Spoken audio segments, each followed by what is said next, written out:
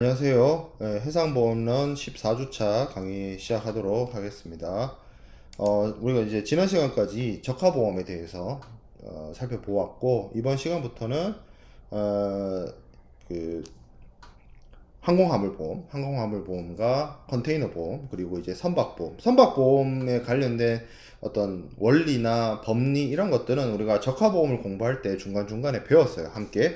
근데 이제 그 선박보험만에 가지고 있는 특징이라든지 선박보험의 어떤 약관이라든지 그런 부분에 대해서 중점적으로 살펴보도록 하겠습니다. 우선 먼저 살펴볼 건 항공화물보험입니다. 우리가 해상보험이라고 하는 거는 해상사업, 그러니까 물론 육상 구간을 이제 같이 추가적으로 부보를 하긴 합니다만, 주 운송 수단이 이제 해상 운송이고, 그 하주나, 이 적하보험의 경우에는 이제 하주죠. 하주가 수출입 화물에 대해서 운송을 의뢰하고, 그것이 이제 운송 도중에 발생 가능한 여러 가지 위험으로부터 자신의 화물을 안전을 이제 담보하기 위해서, 그리고 사고가 발생했을 때 그 피해, 손해를 부보받기 위해서 이제 보험 시스템을 이용을 하는 것이고요. 항공화물 보험은 말 그대로 화물을 이제 항공기를 통해서, 항공운송을 통해서 운반을 할 때 발생 가능한 어떤 손해나 멸실로부터 자신의 어떤 피보험 이익을 부보하는 것을 항공화물 보험이라고 합니다. 그래서 이 항공기를 이용한 항공화물 운송과 좀 관련되어진다라고 볼 수가 있어요.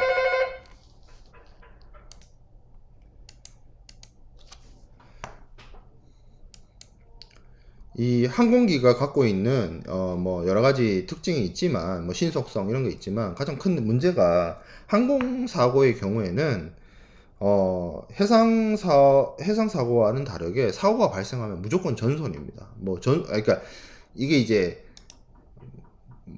기적과 같이 뭐 비행기가 추락을 했는데 뭐 한두 명이 생존자가 발생을 하고 화물이 부서지지 않고 보존되고 뭐 그럴 수 있는데, 이게 법적으로, 아니 정확하게 말하면 이 보험적으로는, 이 보험 시스템 상으로는 전손이에요. 그러니까 항공화물과 관련된 항공사고는 분손이 없어요. 무조건 토탈 로스입니다. 발생하면 토탈 로스예요. 비행기가 추락을 하면. 그렇기 때문에 항공운송인에게 조금 더, 해상운송보다는 항공운송에 조금 더 좀 더 책임이 부여가 됩니다. 해상운송의 경우에는 우리가 쌍방가시 충돌 약관을 공부할 때 배웠지만, 이 선화증권, 그러니까 해상 운송인과 하주 사이에 이루어지는 운송 계약인 계품 운송 계약과 그 계품 운송 계약의 결과로 나오는 선화증권에, 그 선화증권의 중거법 자체에 그 기준이 되는 어떤 중거법이 헤이그 비스비 규칙이다 보니까, 그 헤이그 비스비 규칙에 가실 책임주의를 선택을 하고 있어요. 그러니까 운송인이 자신의 고의 가실이 있는 그리고 자신의 의무를 나태해서 자신의 업무를 제대로 수행하지 않았을 경우에만 그 하주에게 보상을 하고, 사실은 많은 부분이 그 운송이 면책으로 되어 있어서 그 부분을 이제 하주 입장에서는 보험을 통해서 해결을 하는 것인데, 항공화물의 경우에는 조금 더 운송인의 책임이 더 강합니다. 그래서 기본적으로 항공운송 도중에 발생된 어떤 화물 손해가 있다면 항공운송인이 책임을 지고, 그 만에 그 어떤 뭐 불가항력적인 사유나 뭐 이런 경우, 그런 경우에 한해서 항공운송인의 면책이 주어지는데, 그 항공운송인의 면책이란 게 해상운송인이에요. 그러니까 선화증권에서 나와 있는 해상운송인의 면책에 비하면 엄청 그 면책이 좁습니다. 항공운송인의 책임 범위가 넓어요. 해상운송보다. 왜냐면 항공운송에 사고가 나면 그 사고의 피해의 정도나 사고의 규모가 훨씬 크기 때문에 조금 더 항공운송인에게 그 어떤 책임의 정도를 좀 강하게 부여하고 있는 것이죠. 그렇다 하더라도 사고가 나게 되면 큰 어떤 경제적 손실이 발생할 수가 있기 때문에 항공화물 보험을 이용을 해서 부보를 하는 선택을 합니다. 이 항공화물에 대한 어떤 보험은 크게 이제 직접적으로 보험회사랑 컨택을 해서 이 항공사고에 대비해서 런던 보험자 협회에서 협회 약관을 그 항공화물에 대한 약관이 따로 있어요. ICC 뭐 A, ICC B, ICC C처럼 이제 ICC 에어라는 게 있습니다. 그래서 이 ICC 에어를 통해서 직접 협회 항공화물 약관을 이용해서 부보를 하는 방식이 있고요.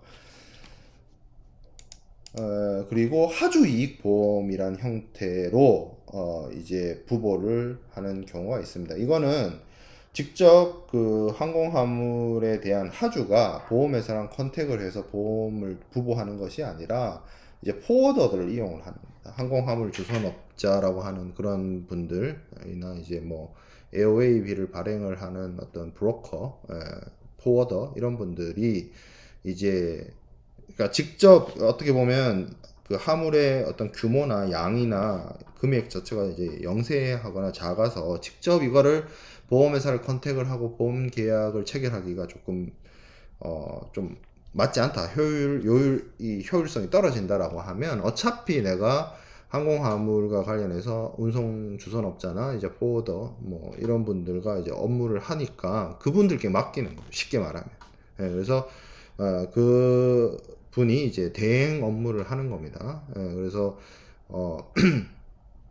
보험 조건이나 이런 것들을 포워더들이 결정을 해서 조금 그러니까 항공 운송 시스템 자체가 그 항공 운송 대리점을 통해서 항공사랑 직접 이 항공 운송 계약을 체결하는 시스템이 아니기 때문에 이 중간에 있는 항공운송 대리점을 통해서 보험도 해결을 하는 겁니다. 보험도. 그러다 아무래도 그렇게 되면 이제 보험 요율이나 조건이나 이런 것들이 좀 그 포워더가 들어놓은 그것에 일종의 뭐 하청처럼 이렇게 끼어서 들어가는 거기 때문에 뭐 좀 고정되는 측면이 없지 않아 있고 선택을 할 수 없는 뭐 단점이 있는데 쉽게 말하면 이런 거죠. 내가 직접 비행기 티켓을 끊는 거랑 여행사를 통해서 비행기 티켓을 끊는 거랑 여행사를 통해서 비행기 티켓팅을 하면 비행기 값이 좀 싸고 뭐 하지만 뭐 마일리지 적립도 안 되고 좌석도 선택을 못 하고 뭐 그런 경우가 있거든요.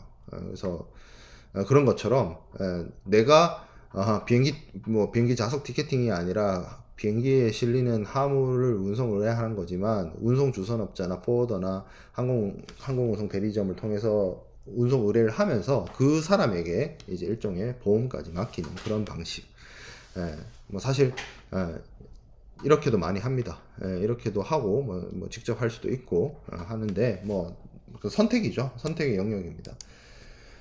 자, 그러면 이제 우리가 뭐 정리하고 넘어가야 될 내용은 협회 항공화물 약관이죠.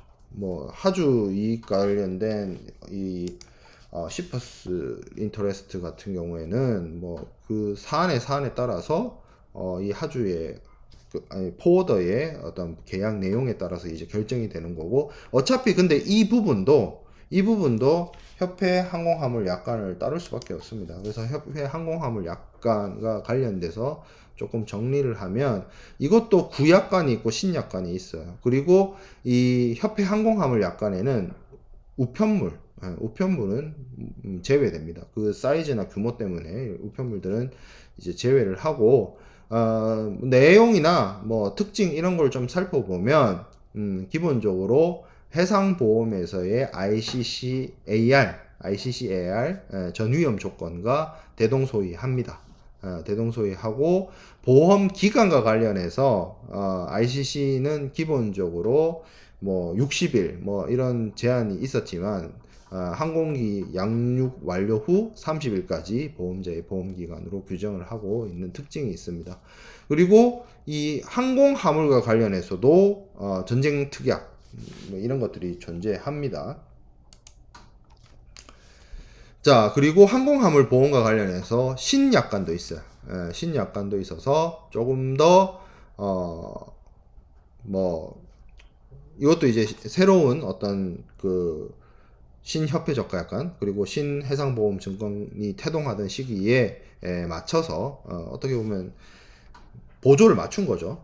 항공화물에 있어서도. 그래서 이 신협회 항공화물 약관이 있고, 여기서도 마찬가지로 우편물은 제외됩니다. 우편물은 제외되고, 거의 뭐 내용은 뭐 이것도 전부 다 전위험 조건이기 때문에 그렇게 이해를 하면 될 것 같아요. 사실 이게 이 런던 보험자 협회 이런 데에서 제정을 할 때 항공화물과 관련된 뭐 약관이나 뭐 이런 것들은 자신들이 보기에는 자기들의 메인이 아니죠. 자기들은 해상보험이 메인이니까. 그래서 뭐 거의 뭐 특별한 특징 없이 그냥 뭐 선박이 비행기로 바뀌어져 있고 뭐 그런 정도의 차이, 그런 정도의 차이밖에 존재하지 않습니다. 그리고 신협회 항공화물 약관에도 역시나 전쟁 약관, 동맹파업 약관이 존재합니다. 그래서 뭐 세부적인 내용이나 뭐 이런 것까지 우리가 여기서 파악할 필요까지는 없고, 왜냐하면 해상 화물에 대한 어떤 특약과 거의 내용이 대동소이하기 때문입니다. 자, 그래서 항공화물 보험에 대한 부분을 좀 살펴봤고, 항공화물에 대한 보험, 뭐, 물론 필요로 하죠. 필요로 하기 때문에 다들 부분을 합니다. 하지만 그 항공화물 운송 자체가 그 기간이 굉장히 짧고, 그리고 항공 운송의 경우에는 운송 중 전매를 가정하지 않고, 그리고, 이 사고 발생 가능성도 사실은 해상 운송에 비해서 사고가 나면 그 사고의 정도가 크지만 사고 발생의 가능성적인 측면에서 보면 항공 운송의 경우에는 굉장히 극히 드물기 때문에 이 항공화물 보험에 대한 여러 가지 논쟁이나 논의가 그렇게 많이 이루어지는 것 같진 않아요. 좀 사각지대이긴 해요. 특별히 이 분야를 연구하는 뭐 연구자나 이런 부분도 한국에서는 많이 보기가 힘듭니다. 자, 뭐 그래서 항공화물 보험에 대해서는 거의 뭐 수박 겉핥기, 맛보기 정도, 이런 게 있다, 이런 게 있다 정도로만 우리가 파악하면 될 것 같고요. 자, 그러면 이제 컨테이너 보험으로 돌아가 보도록 하겠습니다. 컨테이너도 하나의 재산 가치가 있는 중요한 어떤 물품입니다. 수송 용구죠. 운송 용구, 수송 용구인데 이게 이제 그 국제 운송, 특히 국제 해상 화물 운송을 가능하도록 만드는 가장 주요한 어떤 조건이자 기반이라고 볼 수가 있는데, 이 컨테이너는 뭐 여러분들이 다 아시다시피 글로벌 스탠다드한 표준화된 규격을 갖고 있습니다. 지구상에 살고 있는 인간이 어떤 정치 체제나 종교나 사상이나 뭐 어떤 이념이나 언어, 화폐 이런 거는 다 통일을 못했어요. 다 제각각을 쓰고 있습니다. 하지만 인류가 유일하게 통일한 거 컨테이너입니다. 운송 연구는 통일을 했어요. 그래서 뭐 구공산권 국가이든 기독교 국가이든 뭐 아니면 선진국이든 아니면 이슬람 국가이든 후진국이든 개발도상국이든 유럽에 있는 나라든 미주에 있는 나라든 아시아에 있는 나라든 다 상관없고 컨테이너는 단일 사이즈입니다. 물론 단일 사이즈라고 하면 어폐가 있죠. 20피트 컨테이너가 있고 40피트 컨테이너가 있는데 사실은 이건 블록 쌓기처럼 20피트 물론 뭐 유격이 발생해서 이 레싱 작업을 정확하게 잘 해야 되겠지만 20피트 컨테이너 2개 붙이면 40피트 컨테이너가 되기 때문에 뭐 동일 규격이라고 볼 수 있는 거죠. 그래서 컨테이너는 전 세계적으로 범용성이 뛰어나고 단일화되어 있고 규격화되어 있습니다. 그래서 이 컨테이너의 요건을 좀 살펴보면 이건 이제 규정되어 있는 ISO에 규정이 되어 있는데 화물을 보관하는 용도죠. 그리고 둘러싸져 있다. 부분적으로 둘러싸져 있다라는 말이 있는데 그 컨테이너 중에 위에가 뚫려 있거나 위에가 개폐식으로 되어 있는 컨테이너들이 있어요. 그 상부가 뭐 그런 것들도 포함을 해야 되는 부분이고 재사용이 가능하죠. 왜? 충분한 운송에 반복적으로 사용되어질 수 있는 내구력을 갖추고 일정 기간 동안 사용이 되어질 수 있기 때문에 그런 특징이 있습니다. 그리고 만약에 실제로 뭐 해상보험에서 이게 한적이나 이런 어떤 뭐 그런 부분을 굉장히 문제 삼았던 것, 이유가 운송 화물을 어떤 특정한 선박에서 다른 선박으로 한적할 때 발생 가능한 여러 가지 화물의 포장 파괴나 파손 이런 문제가 있었는데, 컨테이너가 이제 철제로 만들어진 그 어떤 운송 용구이기 때문에 이거 자체가 그 안에 담겨 있는 여러 가지 화물들을 안전하게 보관할 수 있는 어떤 기능이 된다는 거죠. 그래서 충분히 안전하게 화물을 운송하는 어떤 내구력이나 이런 것들을 제공을 하고, 그리고 제가 앞서 강조했던 것처럼 이거는 전 세계가 동일한 사이즈를 사고용하고 있기 때문에 전 세계에 있는 모든 컨테이너 항구의 시설이라든지, 그리고 전 세계 바다를 누비고 있는 모든 대형 컨테이너선의 사이즈라든지, 그리고 컨테이너를 취급하기 위한 여러 가지 중장비나 야적장, 뭐 시설 이런 것들이 다 동일한 사이즈로 되어 있다는 거죠. 그래서 어딜 가나 이 컨테이너를 열어서 화물을 다시 옮겨 싣는 수고로움이나 노력이 없더라도 목적지까지 일간 운송, 하나의 운송, 그러니까 그 중간에 운송의 중단이 없이, 그리고 운송 용구의 변경 없이 쭉 이어지는 그런 운송을 할 수가 있다는 거죠. 그렇다 보니 어떤 특정한 운송수단에서 다른 운송수단으로의 전환이나 한적이 굉장히 쉽습니다. 자, 그래서 이런 컨테이너가 가지고 있는 특징 때문에 굉장히 이점이 많아요. 이점이 많은 것이, 컨테이너 자체가 이제 외포장재 역할을 하고, 화물을 어차피 다 똑같은 사이즈니까, 운송인들이 이러한 화물을 취급하는 어떤 편리함이 있고, 그리고 이거 자체가 이제 창고 역할도 수행을 하고, 그리고 어떤 만약에 육상 운송과 철도 운송, 해상 운송에서 사용되어지는 컨테이너가 전부 다 다른 사이즈였다면 그 육상 운송에서 해상 운송으로 옮겨 싣는 과정이 굉장히 시간이 많이 걸리고 일일이 수작업으로 또 화물을 상차, 하차 해야 되는 문제가 발생을 하기 때문에 굉장히 시간이 많이 걸릴 건데, 이거는 지금 컨테이너를 사용하면 그냥 들어서 그냥 옮기면 되죠. 비행기는 좀 다른 걸 쓰죠. 항공화물 컨테이너는 좀 다른 거지만, 육상 운송과 철도 운송과 해상 운송에서 사용되는 컨테이너는 다 동일한 사이즈고 그게 그거고 그냥 그대로 옮겨 실으면 되기 때문에 굉장히 수송 기간이나 하역 작업에 대한 시간을 단축시킬 수 있다는 장점이 있습니다. 자, 근데 이 컨테이너 화물이라고 하더라도 무조건 이것이 절대적으로 안전하고 그렇진 않아요. 그래서 어떤 경우가 있느냐, 부산에서도 몇 번 그런 일이 있었는데, 컨테이너를 보통 이것이 그거 자체가 가지고 있는 안전성이나 이 보존의 기능 때문에 그냥 컨테이너 야적장이 야적이 되어 있는 경우가 있는데, 드물게 부산 지역에 굉장히 강한 태풍이나 이런 것들이 불어 닥쳤을 때 야적되어 있는 컨테이너에 피해가 발생하기도 합니다. 그러니까 이게 웬만한 충격을 견디고 그 안에 화물을 안전하게 보존해주는 역할을 수행하지, 그것을 어떤 초과하는 정도의 외부적인 충격이나 외부적인 어떤 데미지가 가해지면 그걸 버틸 수 있는 그건 아닌 거죠. 무적의 방패는 아닌 거예요, 컨테이너가. 그리고 컨테이너 그 자체가 안전하게, 그 안에 있는 화물을 안전하게 보존할 수 있다 하더라도 컨테이너 자체도 충분히 외부적인 충격이나 추락이나 이런 걸로 인해서 파손이 발생할 수 있습니다. 그러면 그 철제로 만들어진 컨테이너 안에 있는 화물은 철제 컨테이너가 박살이 날 정도의 외부 충격이 가해진다면 그 안에 있는 화물은 볼 필요가 없이 다 박살 나 있겠죠.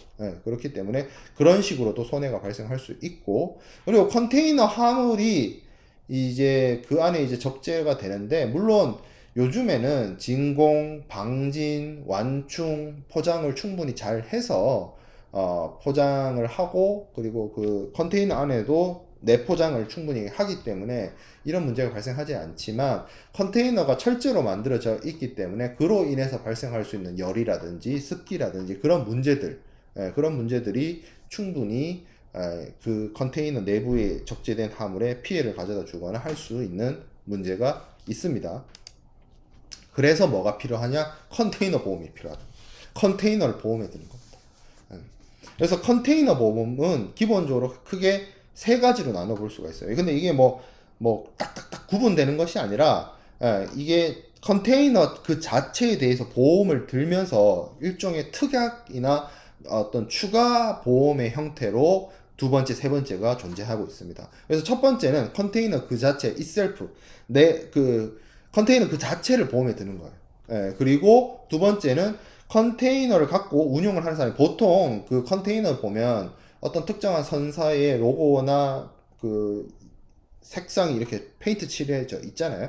그러면 대체적으로 그 선사 소유의 컨테이너라고 볼 수가 있는데, 물론 100%다 그러냐? 그렇지 않아요. 요즘에는 우리가 자동차도 리스를 해서 쓰는 것처럼 컨테이너도 리스해서 쓰는 경우가 있습니다. 빌려서 쓰는 경우죠. 빌려 소유권을 안 가지고 있는 그런 컨테이너도 존재합니다. 하지만 어쨌든 그 컨테이너를 운영하는 사람이 컨테이너 때문에 다른 제3자가 손해를 입게 되면 그것에 물어줄 책임이 있죠. 소위 말해서 배상 책임. 그런 부분에 대해서 보험을 들 수가 있고요.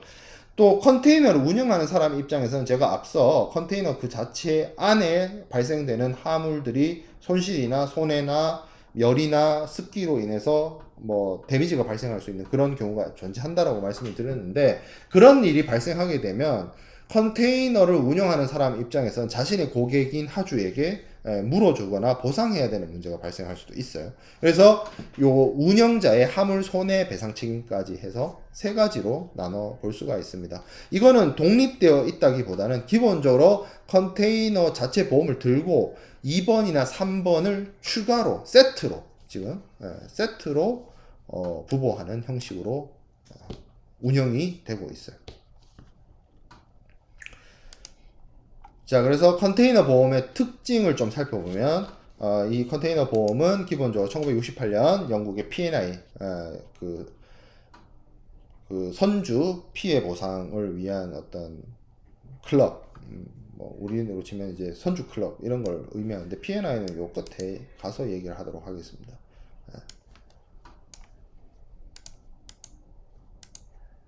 이 P&I 클럽에서, 영국의 P&I 클럽, 뭐 그쪽에서 이제 시작이 돼서 준비가 되고 이제 활성화되었는데, 이 컨테이너 보험의 특징을 좀 살펴보면 앞서 말씀드렸던 것처럼 자체 보험이 있고 뭐 제3자 배상 책임이 있고 화물 손해에 대한 배상 책임이 있어서 이거를 어떻게 들든지 간에 한 장의 증권으로 인수를 합니다. 상품은 세 가지인데, 물론 하나가 메인이고 두 개는 플러스 알파죠. 그거를 부보를 하게 되면 한 장의 보험에 인수를 하고요. 보통 연 단위로 합니다. 컨테이너를 이제 2021년 이렇게 해가지고 전체 1년 기간 동안 자동차 보험처럼 계약을 하게 되고요. 보통 해상 운송에서 사용되어지는 해상 운송용 컨테이너가 그 대상이 됩니다. 항공화물 컨테이너는 대상이 아니에요. 그리고 보험자가 보통 어떤 보상 책임의 한도액을 설정을 합니다. 얼마까지 물어줄 수 있다, 뭐 이런 거. 그리고 뭐 운송 도중이나 보관 중이거나 뭐 수리나 이런 것들이 이루어지는 동안에도 실질적으로 제3자한테 아직 돈을 못 받았다 하더라도, 뭐 돈을 못 주지 못했다 하더라도 보상이 이루어지고, 이 컨테이너 보험은 우리가 지난 시간에 막바지 얘기했던 소손해 면책과 관련된 제도가 적용이 됩니다. 그리고 이 컨테이너 자체 보험과 추가적인 보험도 런던 보험자 협회가 제정한 협회 컨테이너 약관을 사용을 해서 운영을 하게 됩니다.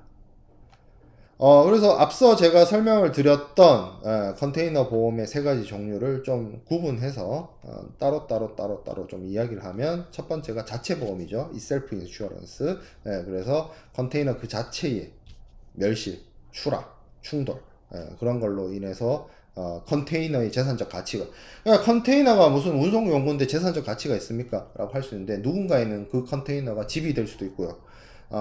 누군가에게는 아늑한 보금자리가 될 수도 있어요. 그리고 누군가에는 그 철을 녹여가지고 고철로 사용할 수 있는 경제적 가치가 있는 물건이기도 합니다. 그렇기 때문에 컨테이너가 파손되거나 손상되거나 사용되지 못하거나 분실되었을 때 발생되는 어떤 경제적 손실을 보험회사를 통해서 충분히 보상받을 수 있다는 거죠. 그리고 이게 이제 메인이에요. 요게 메인이고, 그러니까 2번, 3번은 따로 별도로 내가 들고 싶다 해서 드는 게 아니고, 1번을 들 때 2번을 들 건지 3번을 들 건지는 선택인 거예요. 그래서 컨테이너 자체에 대해서 보험을 드는 거고 보통 런던 보험자 협회가 제정한 올리스크 조건으로 담보를 합니다. 자, 그리고 두 번째 제3자 서드 파티에 대한 어떤 책임 그 부분에 대한 배상 책임 보험을 들 수가 있는데 컨테이너가 뭐 사고가 발생을 해서 제3자에게 신체적인 거나 뭐 재산상의 어떤 손해나 손실을 끼쳤을 때 그것에 대해서 배상하는 배상금을 보험회사가 대신 내주는 거죠.